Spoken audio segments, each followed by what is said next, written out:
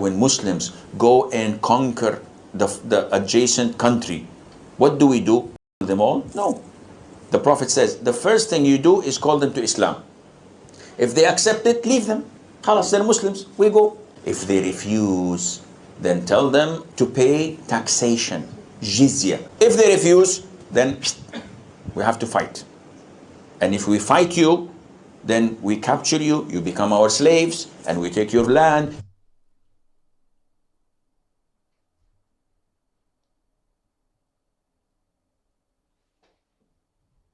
Why does nobody seem to care about slavery when it's done by brown people or even black people? Have y'all noticed that? Anytime we talk about slavery throughout history, for some reason, it's just skipping over, just a skip to my loo sort of situation over the reality that the Arab slave trade was not only the largest slave trade, but still exists to this day and is condoned by its very doctrine, by religion. It is upheld by religion. Whereas slavery, let's say in the Western world, in the United States, etc., United Kingdom, or England at the time, the Bible was used to eradicate slavery. Yes, you could say that some slave owners would use it as a means to justify, but that Bible was used as a reason to eradicate, that no man can be a slave. These folks right here just told you that they're willing to make you a slave tomorrow if you don't submit. I'm just saying. And you take because you refuse, I give you two good options. Oh. Two good options. You give me two good options. Either convert to Islam, pay ridiculous amounts of money, or we kill you. Yeah, two good options. Perfectly fine. Perfectly acceptable. So this has been a subject that I have I've been exploring to nauseam. And the reason is simple. Because I believe that this doctrine here, this ideology is, well, it's actually the most important to understand, because if we don't, then we won't know what the hell is going on across the planet right now, more specifically throughout the Western world. We have liberalism. We have Marxism or neo-Marxism, this new form of Marxism that is making way for jihadism. Like, there is danger to liberal ideology. Far left-leaning ideology, communism, if you've looked throughout history, it is one of the most dangerous and deadliest ideologies. Many have lost their lives under the guise of socialism, communism. However, what I believe is happening today, and what I see is happening right in front of me, is that the liberals are allowing for the jihadists, and again, they've been fooled, self-deluded into believing because these are brown people, because these are darker skinned people, they must be the victim. Their Marxism has given them the idea that the world is as simple as oppressed and oppressor. Who is the oppressed? Well, surely it must be the ones who are worse off, the ones who aren't doing so well. Okay, let's look throughout the world. Who's not doing so well? Seems to be the brown and the black people. Why they're not doing well? Well, it's simple. According to our ideology, it's because of an oppressor. It can't be because of our own doing or their own doing. Surely it can't be because they're making terrible decisions politically and economically. Surely it can't be personal agency and autonomy. It has to be the oppressor. Now, who's the oppressor? Well, whoever's doing better. Who's doing better? Looks like the white man is doing better. Yeah, he's the oppressor.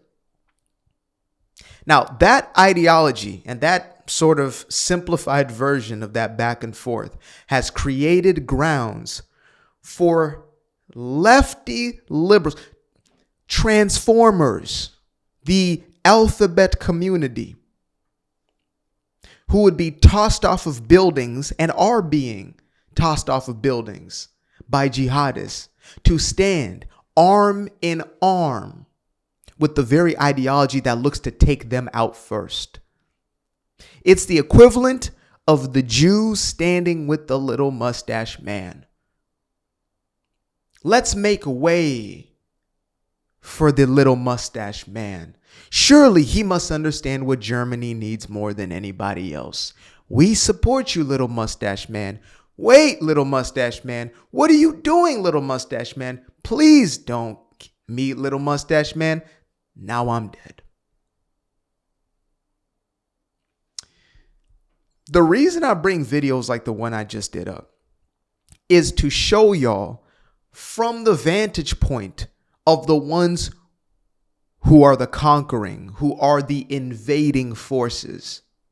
I could tell you till I'm blue in the face what they stand for, what they represent, what they believe, and how they plan on executing their own ideas. I can tell you all day long.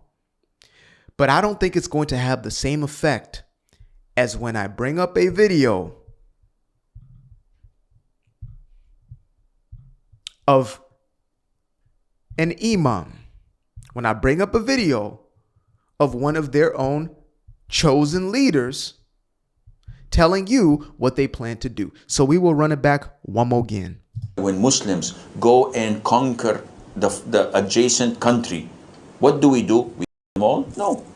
The Prophet says, the first thing you do is call them to Islam. If they accept it, leave them. Khalas, they're Muslims, we go. If they refuse, then tell them to pay taxation, jizya. If they refuse, then we have to fight. And if we fight you, then we capture you, you become our slaves, and we take your land, and you take where, because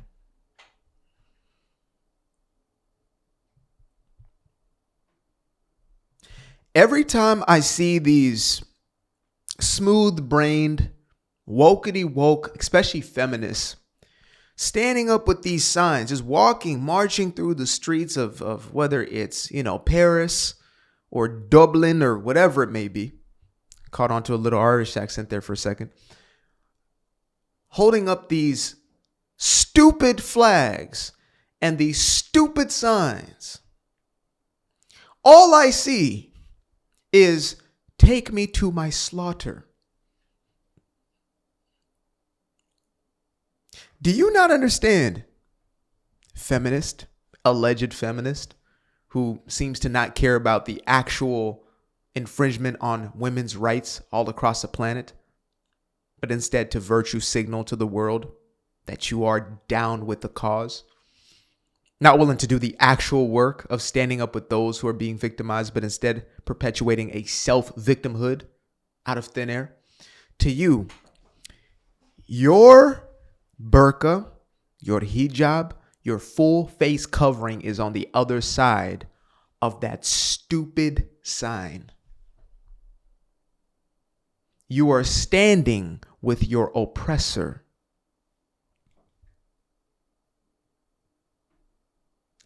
The white man, or the idea of whiteness, really is just the Western ideals that you claim to be so evil are the very same ones that have allowed you to be so dumb out in the open without any sort of consequences for it. On the other side, you will be taken as a slave if you do not submit. If you submit, then they have a veil for you. And that will be your perspective for the rest of your life, right there. You don't believe me? Ask anybody who comes from a nation that was invaded, taken over completely, like a Morocco, right? Ask anybody who was around for the 60s and the 70s and are here today. Ask them if the only thing given to them was not one of these. A masking of their individuality, their freedom, their true identity. Gone, stripped from them. Their men slaughtered.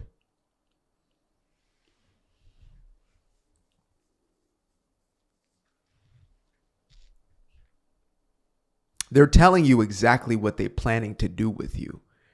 And yet, you'll stand with them, lockstep, arm in arm. yelling free us, and you don't think that they won't use that against you? Yes, of course. Free, yes. Free us. We're being we're being erased. Free us, right? Yes, the colonizer. Oh yeah, colonizer. They will use whatever means necessary, because according to their own law, they can lie to you openly. They can lie to you. And it's going to be covered by Allah. As long as you are, you are infidel, you are non-believer, we can lie to you openly. We can lie to you continuously. We can lie to you. Yes, of course. It's religion of peace. Yes, we will never do. Of course, we just want our little plot here. We just want to do what we do and, live our little lives in a corner. Don't want to hurt nobody. And then all of a sudden, 20, 30 years goes by. They have outbred you 8-1, 6-2, outbred you. They have taken over your high courts, your parliaments, your presidential seats. They have implemented their law.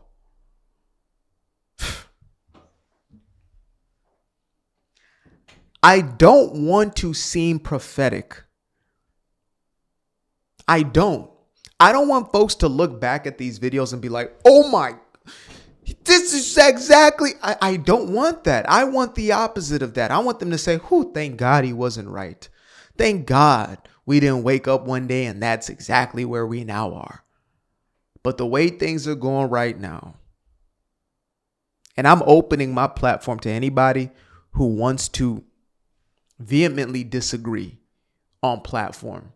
Please give me your reasoning. We can sit and have that conversation if it's worth its salt, because I don't know how anybody is defending this. Anybody, whether you're religious or non-religious, you thought it was just about the Jew. You didn't know it was about you.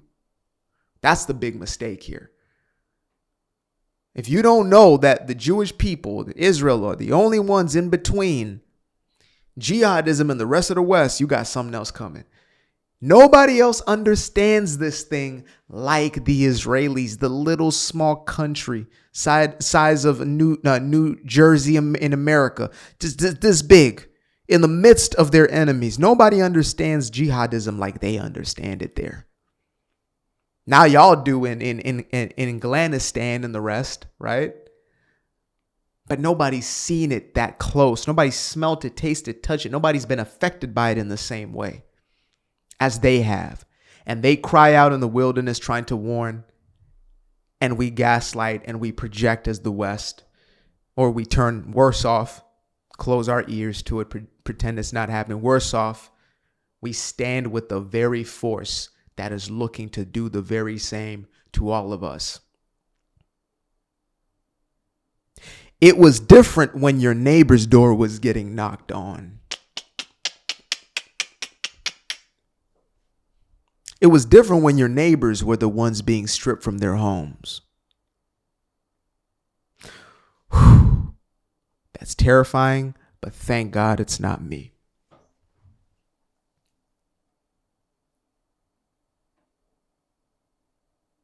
Your neighbors were the ones being executed.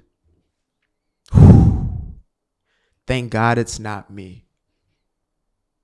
And instead of fighting, instead of anticipating and preparing, instead of erasing and eradicating the very force, the very ideology that was taking neighbor to neighbor to neighbor, you thought this could never happen to me.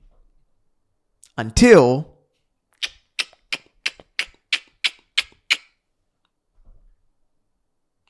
it was. Wake up, folks. Wake up. I get it now. When the prophets of old speak of crying out in the wilderness. Crying out in the wilderness. There's so many crying out in the wilderness. I thought that most people, and this is how I guess ignorant I was to what's really going on globally or what's being accepted. I thought that most people were thinking like this. I thought that most people were just accepting the truth. That's why I started going so hard, because I realized, wait a minute, you're You're one of the few voices in the wilderness who is crying this message out. And the most heartbreaking part is there are people who know better that aren't doing better. There's people who know, who have a platform, who've been blessed enough to have massive platforms, the Piers Morgans of the world, but will cower because it's not really them yet. Oh, sure, it's happening all over the streets of England and Birmingham. Oh, yes, of course. It's happening all throughout Essex, and no, yeah, but it's not me. And I mean, sure, they're just, it's their thing over there. So we can just continue to debate it and not pick a side. We can just continue to not pick a side until it's your door, until it's your family, until it's your story.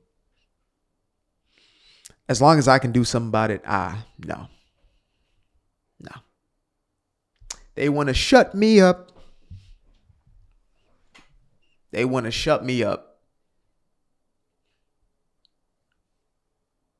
Not going to work, not going to happen. Appreciate you guys for tuning in. Now, if you'd like to stay around, make sure to click that little subscribe button down there, or you can show some love by going to the description below and clicking on the button titled Buy Me a Coffee. Leave a little something there, or click on the Cash App. Leave a little something here. Till the next time, peace. Aquarius. Where?